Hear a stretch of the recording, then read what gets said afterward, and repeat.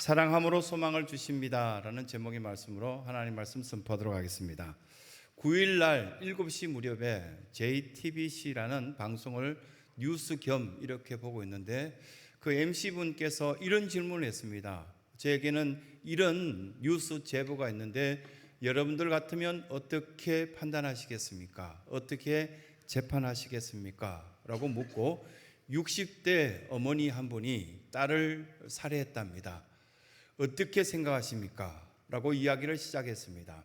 옆에 같이 이렇게 패널들이 나와 있던 변호사와 또 형사 출신에 있던 한 분이 여러 조언을 하고 마음 아팠던 이야기를 풀이해 나가면서 처음에는 그 이야기를 들었을 때 어떻게 엄마가 딸을 죽일 수 있단 말인가? 어처구니 없다라고 생각했었는데 충분히 이해할 수 있겠다. 한 5분 정도 이야기를 설명을 듣고 그 전후 사정을 이야기를 들었을 때 엄마의 그 아픔은 어떻게 할지라는 생각을 갖기 시작했습니다. 그 딸아이는 태어날 때부터 정신지체 장애를 갖고 있었고 도저히 감당할 수 없을 만큼 38년 동안 소변과 대변을 받아내고 엄마가 그 아이를 떠나지 않고 38년을 지켰다고 합니다. 이제 60 몇 살이 되고 곧 하나님께로 가야 되겠다라는 생각이 들자 이 아이는 누가 돌봐주지? 라는 생각을 갖게 되고 38살 먹은 그 정신지체 장애를 갖고 있는 딸 아이의 수면제를 잔뜩 먹여서 살해하였다는 겁니다. 재판정에서 이렇게 검사가 그 내용을 재판장에게 아뢰면서 이렇게 엄마가 딸을 살해했다는 것은 이건 변명할 수 없는 여지이기 때문에 그 엄마도 또한 이제 죽고자 수면제를 잔뜩 먹었는데 좀 이상하게 생각했던 가족이 찾아와서 그 엄마를 발견하고 병원으로 옮겨서 엄마는 살게 됐다는 겁니다.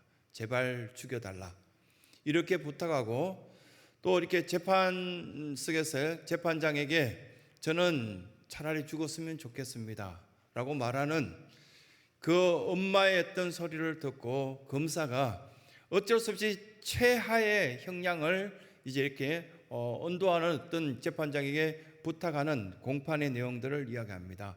어쩔 수 없이 최하로 낮춰서도 12년입니다 라는 이야기를 했을 때 여러분들은 어떻게 했으면 좋겠습니까? 라고 이야기를 하자 많은 사람들이 보면은 문자를 보내고 그 일들에 대해서 평가를 하고 이야기를 합니다. 38년이면 충분히 아픔을 겪을 만큼 겪었다. 그 엄마의 사랑을 우리가 어떻게 이해하겠냐라는 이야기를 하기 시작했습니다. 대부분의 사람들은 내 일이 아니었을 때는 그것을 쉽게 판단하고 쉽게 이야기할 수 있을 겁니다. 그 정도면 괜찮아요. 이런 이야기를 남의 아이들이 잘못되어 갈 때 우리는 쉽게 이야기합니다. 그런데 내 자식의 문제일 때는 아주 심각합니다. 내 배 아파서 낳은 아이, 그 아이를 낳자 몇 달 동안 잠을 제대로 잔 적도 없는 그 고통을 겪으면서 아이를 양육했던 그 아이에 대한 우리의 사랑은 특별할 겁니다. 그 특별한 사랑들이 바로 오늘 이사야서를 통해서 하나님이 우리에게 하신 메시지입니다. 하나님은 우리를 사랑하셔서 그대로 버려두면은 누가 봐도 보면은 그냥 타락했고 망가지고 죽을 것인데 십자가의 그 고통을 당하신 예수 그리스도를 통하여서 우리를 구원시켜 주었고 새로운 길을 선택하게끔 만들어 주신 것이 하나님의 사랑이다. 여기에 소망이 있다라는 말씀을 우리에게 해 주시고 있는 것입니다. 이사야 선지자는 엄청난 이 고통 속에 있는 우리에게 심부름하여서 하나님 말씀을 전합니다.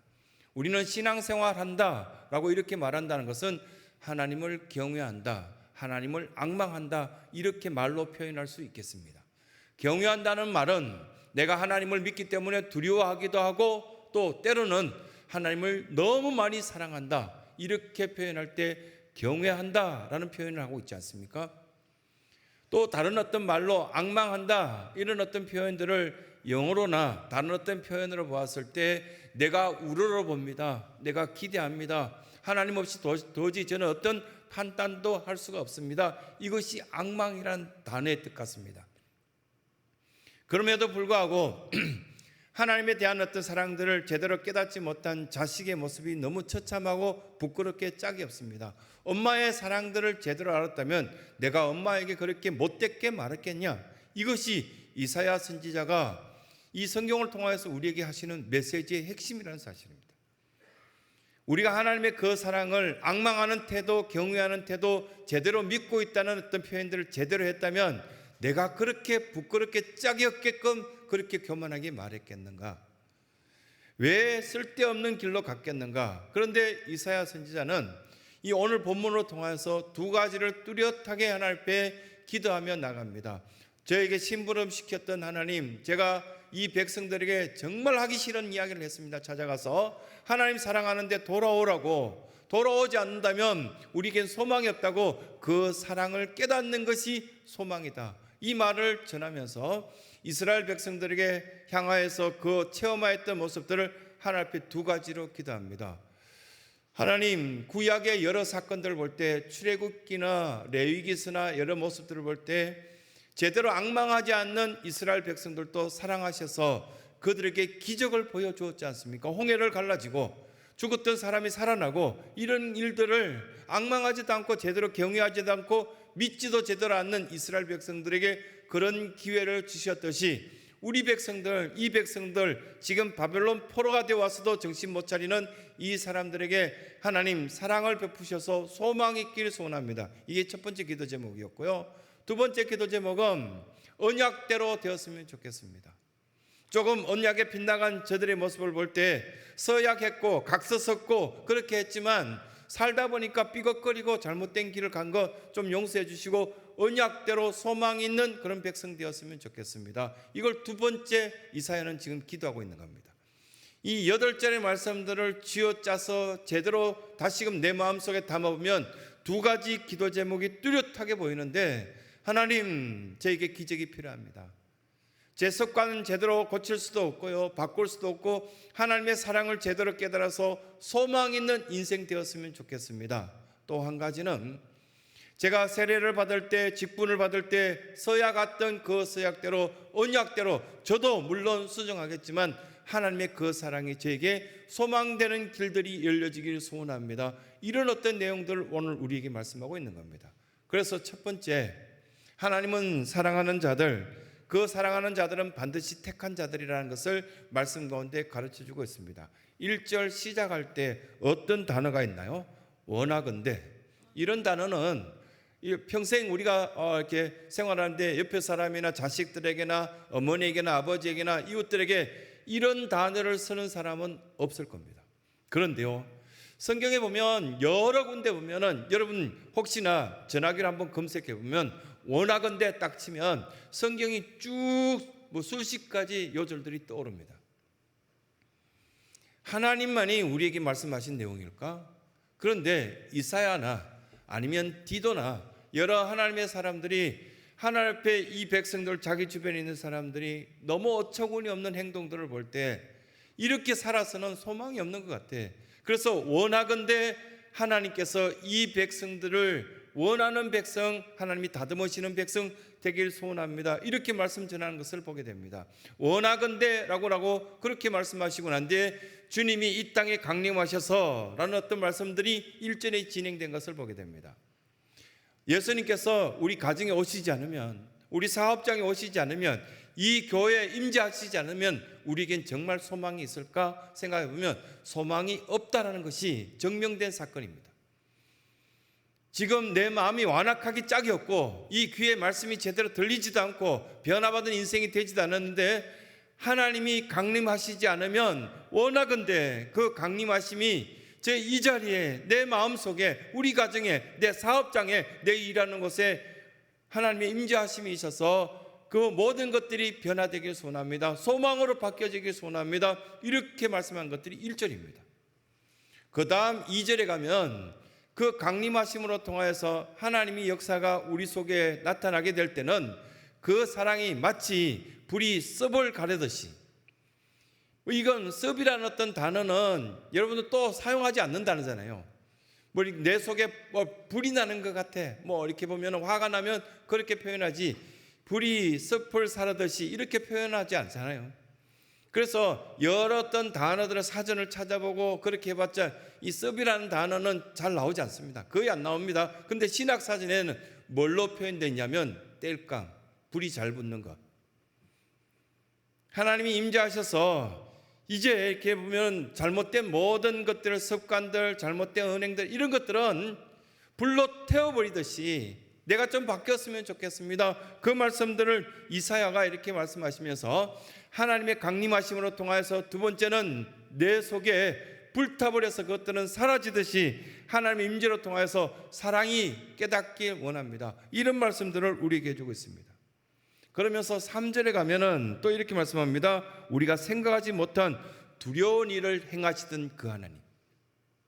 이건 쭉 떠오르게 만듭니다. 출애굽기서부터 시작해서 레위기, 민수기, 신명기 쭉 떠오를 때 내가 생각지도 못한 그 일들이, 엄청난 일들이 우리 앞에서 나타난 것을 저는 보았습니다. 심지어는 출애굽할 때 그 이스라엘 백성들은 밤낮으로 불기둥, 구름기둥을 봤죠. 불뱀을 봤죠. 또 반석에서 물이 터져 올라오는 걸 봤죠. 홍해가 갈라지는 걸 봤죠. 엄청난 일, 생각지도 못한 엄청난 일들을 그들은 발견하였습니다. 그러면 여러분들이나 저나 그런 거 못 봤습니까? 신앙생활 하다 보면 기적 같은, 내가 생각지도 못한 이 엄청난 일들이 우리 앞에 놓여진 것들을 본 적이 있습니다. 그러면서 우리는 예측할 수 없는 그 일들로 통해서 하나님께 큰 사랑이 있다는 것을 저는 체험하였습니다. 저는 보았습니다. 저희 아이 도저히 못 고칠 줄 알았던 그 질병과 그 습관 하나님 고쳐주셨습니다. 이렇게 고백하는 많은 성도들이 있지 않습니까? 중풍병자를 고칠 때 친구들의 4명을 믿음 보고 예수님께서는 그들을 고쳐주셨다, 이런 말씀들을 하신 적이 있지 않습니까? 생각지도 못한 일들. 앞으로도 우리는 하늘에서 불이 내려오듯이 주님이 직접 강림하셔서 우리에게 찾아오시듯이 이제 답답하기 그지없고 경제 문제, 정치 문제 다 바라볼 때 도저히 이건 감당할 수 없을 만큼 이 문제가 심각하다, 이렇게 할 때 하나님께 우리는 그 도우심을 믿고 의지하며 택한 자들에게는 이런 사랑들이 나타나게 될 것이다. 그 말씀을 우리에게 하시는 것입니다. 출애굽을 경험하였던 그 사람들, 과연 본 것을 들은 대로 그대로 믿음 멋지게 살았을까? 아니라는 걸 우리는 성경을 통해서 보고 있습니다. 우리들도 그렇습니다. 그러나 우리는 택한 사람들이라는 것을 잊지 말고 그 사랑을 떠나지 할 때 진정한 소망이 있다는 말씀을 우리에게 첫 번째 해주시는 것입니다. 두 번째 하시는 말씀은 믿고 의지하는 자를 사랑하신다. 그렇게 4절에서 뚜렷이 말씀하시는 것을 봅니다. 1절에는 원하건대, 4절에는 주 외에는. 살아볼 때 여러 사람들을 만나봅니다. 이 사람들도 사귀어보고 이 사람들도 사귀어보고, 처음 사귈 때는 이렇게 좋은 사람이 어디 숨어 있었겠나, 이렇게 말할 정도로 참 좋은 사람 많이 만납니다. 그런데 관계가 얽혀지고 자기 어떤 생각대로 움직여지지 않으면 그때부터 원수가 됩니다. 오래 사귀었던 사람일수록 더 심각하게 우리를 괴롭힙니다. 심지어는 가족도 그럴 수도 있고요. 그런데 여기서 이렇게 보면은 하나님 말씀으로 통해서 이사야 선지자가 우리에게 고백한 것처럼 주 외에는, 하나님 외에는 어떤 소망도 없더라, 이 말씀들을 하시는데, 자기를 앙망하는 자를 위하여 이런 일을 행하신, 이렇게 보면은 옛부터 들은 그 모든 말씀들을 생각해 볼 때 주 외에는, 주님밖에 나에게는 소망이 없다는 것을 저는 깨달았습니다. 이렇게 고백한 것을 보게 됩니다. 이사야가 이 본문을 이렇게 하나님 백성들에게 전할 때 활동하던 그 시대 상태는 굉장히 절망적인 상황이었습니다. 예루살렘 성벽은 완전히 무너졌고요. 이스라엘 백성들은 포로되어 가서 그래도 좀 똑똑하고 배운 만큼 배웠다 싶은 사람들은 바벨론에 다 이미 포로가 되어 가 있었습니다.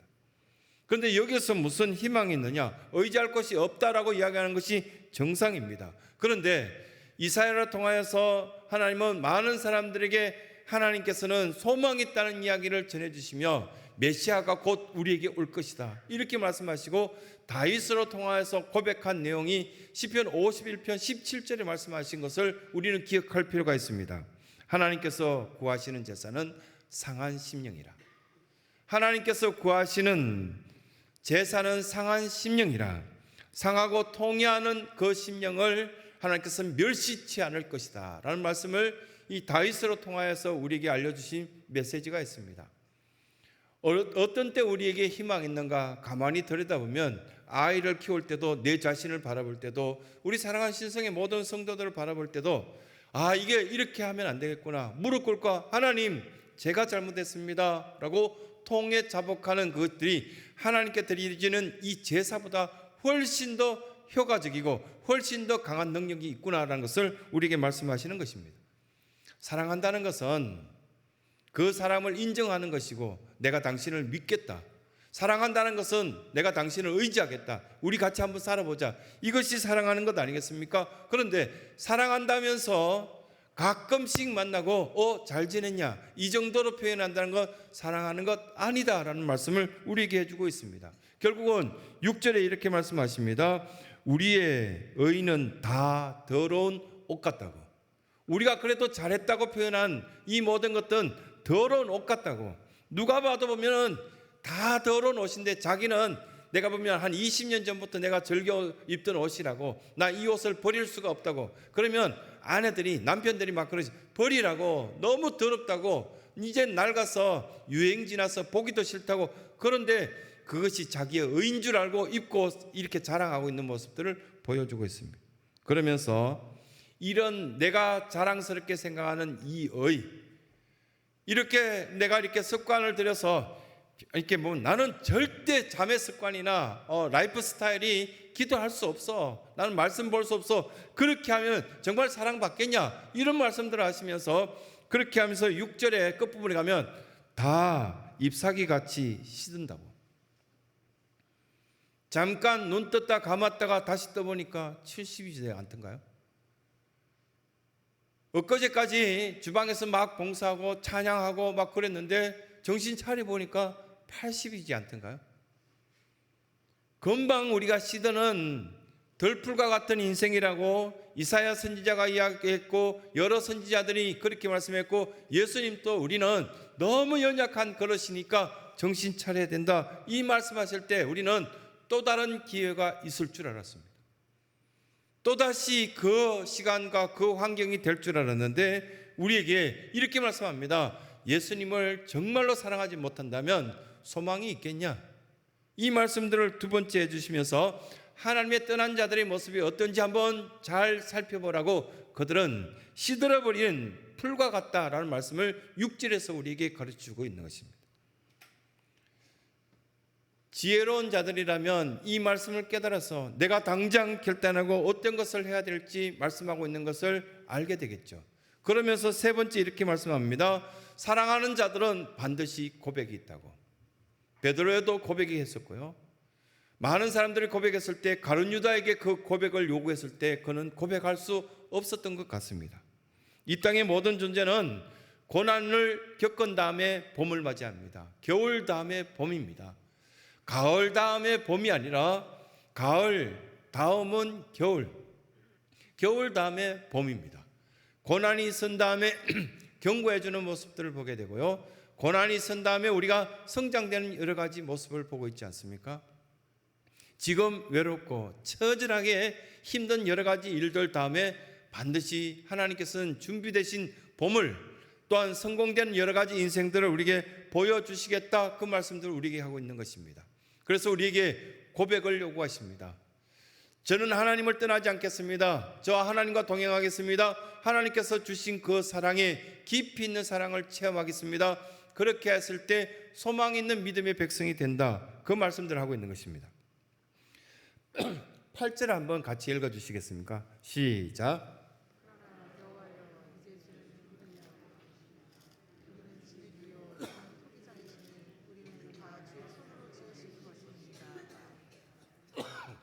아멘. 겨울이 되면 이게 온풍기가 이제 가끔씩 따뜻하지만 이게 목공에 넘어오면은 이럴 가능성도 있습니다. 여기 보면은 토기장이 이야기를 하시고요, 하나님께서는 우리에게 진흙이라고 말씀하셨을 때 참 깨달으면 참 복이 있는 모습인데 잘 깨닫지 못하죠. 유대인들에게 있어서 어느 날 길을 가다가 보면 성경책하고 돈이 같이 떨어져 있으면 유대인들은 한 4, 50년 전에는 반드시 대부분 사람들이 성경책을 먼저 줬었다고 합니다. 하나님 말씀이 있으면 돈은 따라온다고 그들의 신앙은 확고했습니다. 오죽했으면 다윗이 예루살렘 성전에 법궤가 들어갈 때 덩실덩실 춤을 추면서 이제 하나님 말씀이 있으니까 우리는 든든하게 살 수 있다라고 고백한 장면들을 우리는 여러 성경에 통해서 보고 있습니다. 그러면 우리에게 지금 어느 정도 바뀌어져 있는가? 우리의 고백 가운데 변질된 모습은 없는가라고 말씀하시며, 성경과 돈이 놓여졌을 때, 신앙과 돈이, 신앙과 여러 가지 일들이 놓여졌을 때, 일이나 돈을 선택하였을 때 과연 우리는 어떻게 될 것인가? 링컨 대통령이 자기 주변에 있는 사람들과 함께 생활할 때 비아냥거렸던 사람들의 일화들을 여러 책에 기록하고 있지 않습니까? 기자들이 찾아와서 가난하게 자랐기 때문에 제대로 배우지 못한 링컨 대통령을 많이 괴롭힌 질문을 많이 했다고 합니다. 그의 전기와 여러 가지 남긴 책들의 이야기들을 쭉 볼 때 저로서도 참 마음 아프게 느껴지는 부분이 뭐냐면, 너무 가난해서 제대로 배우지도 못했는데 어떻게 대통령이 되었습니까? 라고 질문했을 때 굉장히 마음 아팠다고 고백합니다. 그런데 링컨 대통령이 제일 좋아했던 것이 보면 성경책 읽는 시간을 좋아했다고, 성경책을 참 좋아해서 자주 읽고 자주 묵상하고 암기했다고, 그것이 대통령으로 이끌어가는 최고의 방법이었고, 그에게 있어서는 누가 뭐라 해도 사랑의 고백 중에 최고의 고백은 성경을 암송하는 것이었다라고 이야기합니다. 기자들이 그렇게 고백할 때마다 하나님을 사랑한 자, 곧 그 뜻대로 부르심을 입은 자들에게는 모든 것이 합력하여 선을 이루느니라. 로마서 8장 28절. 이 말씀을 기자들 앞에서 또박또박 이야기해 줬답니다. 하나님을 사랑하는 자, 곧 그 뜻대로 부르심을 입은 자들에게서는 모든 것이 합력하여 선을 이루느니라. 이게 우리들의 삶의 모습이 되어야 된다고, 우리들의 고백이 되어야 된다고. 누가 쿡 찌르더라도 나는 하나님의 사랑을 받은 자로서 내가 하는 모든 일을 통해서 합력하여 선을 이루실 하나님이라고 우리는 고백할 수 있어야 된다는 말씀을 우리에게 해주고 있습니다. 이사야 선지자는 소망이 전혀 없는 환경 속에서 우리에게 찾아오듯이 말씀을 그 이스라엘 백성들에게 우리에게 전한 내용들이 있습니다. 무엇을 전했습니까? 하나님은 우리를 사랑하셔서 회복되길 바란다고, 회복되기 위해서는 택하신 백성이라는 사실을 믿고 확신하라고, 두 번째, 우리는 믿고 의지하는 자가 하나님인 것을 고백하며 그 앞에 나가는 것이 적절한 사랑을 받을 수 있는 일체의 비결이라고 가르쳐주고 있습니다. 아픔을 알았기 때문에 고침을 받고 사랑받은 많은 사람들이 있습니다.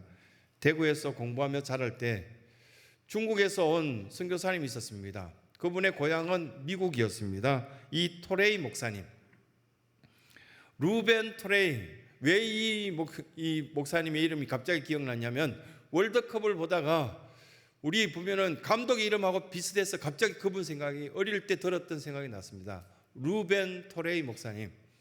중국에 뭐 한 60년 70년 전에 선교하러 갔다가 미국에서 파송되어서 갔다가 어느 날 교통사고가 나서 눈을 떠보니까 팔이 막 부서지고 다쳤는데, 지금 같으면 수술하여서 다 끼워 맞추고 그렇게 했을 텐데 팔을 잘라버리고 없더랍니다. 눈 떠보니까 너무 어처구니 없어서 자기에게 묻지도 않고 기절한 상태에 있으니까 의사들이 그냥 이걸 고치기 힘들다 싶어서 팔을 잘라버린 겁니다. 거기서 낙심한 어떤 상태 속에 있다가 다시금 신앙을 회복하고 선교회를 잘 감당하다가 이제 한국에 이제 전쟁이 일어나서 6.25 전쟁이 일어나고 그 전쟁이 맞춰갈 무렵에 이 한국 땅으로 왔다가 헐러 내려와서 대구까지 오셨다고 합니다.